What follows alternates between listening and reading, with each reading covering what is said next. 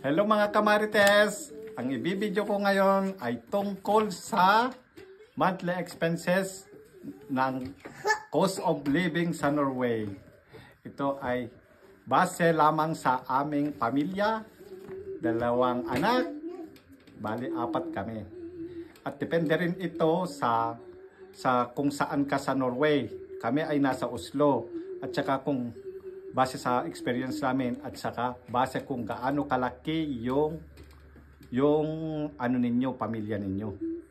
At saka based na rin sa, kaya tingnan natin at depende rin sa lifestyle nyo. Pero ito ang sa amin, Agustin family. Ayan, papakita ko sa inyo. Ito, house loan or bank loan, yung utang namin sa bangko. Every month, 11,079. Yung parang maintenance dito dahil ang ano namin ay yung kumbaga may mga maintenance, yung mga ilaw ng parkering, mga ano, nasa 7,800.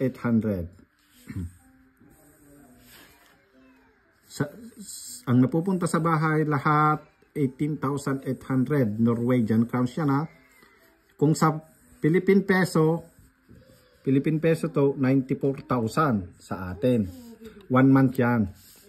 Tapos yung susunod na binabayaran namin kung may sasakyan kayo, car loan, ang binabayaran namin sa sasakyan every month 4,600. Yan. Tapos every month kaming nagbabayad ng car insurance 1,600 ang binabayaran namin sa pera namin. Tapos dahil yung sasakyan namin ay electric, sa parking namin may binabayaran kaming 600 every month. Hindi pa kasali yan yung sa, kumbaga sa mga gasolinahan, mga ganyan. Kaya lahat, andito 6. Ang napupunta sa sasakyan namin, 6,800 kroner. Tapos, doon sa internet at sa TV namin, every month, may binabayaran din kami na 550 lang ito. 550. Kasama na yan yung internet at saka yung TV, yung mga napapanood. At saka may iba pa pala yung may ano pa dito yung kumbaga nanood ka ng Netflix o ano, mga ganyan. Tapos may binabayaran din kami para sa school ng bata.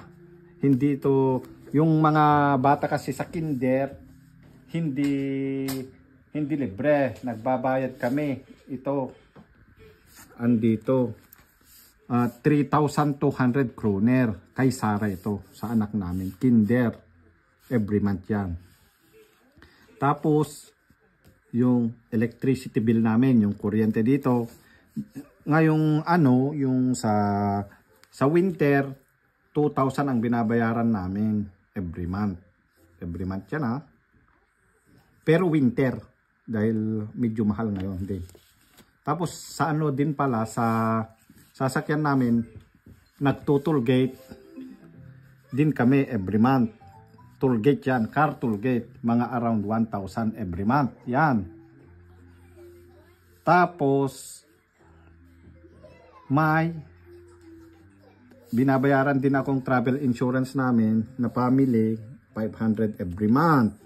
Ayan. Tapos yung load ng mga cellphone namin at saka mga internet sa cellphone namin 900 crowns. Ayan. Kahit saan ka, andyan.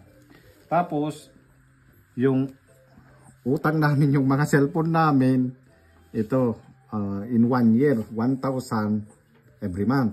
Yan siya, every month. Tapos ito na to, mga food, merienda, siguro ang ano namin, mga nasa 10,000 crowns every month. Yan, 10,000 every month. Mga kung sa pera natin, times 5.2 kasi ngayon, nasa 52,000. Ayan. Mahal na dito. Kasi dito sa Norway, medyo mahal talaga ang mga pagkain, ito, mga miscellaneous, nasa 6,000. Nandito na yung mga kung kumbaga pupunta kaming magmerienda. Ayan, bibili ng merienda, bibili ng mga gamit. Ayan, medicine, yung parkering, magbabayad ka din ng parking dito. At saka yung kumbaga lalabas kayo, kakain, ano ba dyan, may mga gagawin kayo, mga 6,000 lang yan. So lahat-lahat kung susumahin lahat to nasa 51,000 ang monthly sa Norwegian crowns. 51,000 lahat. Pag sa Philippine peso, 51,000 times 5.2 ngayon ang pera namin, nasa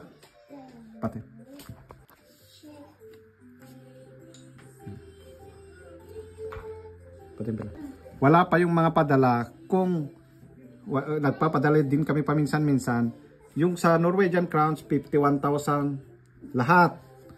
Pag kinonvert mo yan sa peso, kung itry natin i-convert, andito siya 265,000 around. Yan, mga 265,000 PHP. Ayan, 265,000. Ito yung binabayaran namin na usual. Dalawang anak namin at saka yung siguro yung usual na pamilya dito sa Norway. Yung usual na pamilya. Ganito ang usual na pamilya na binabayaran.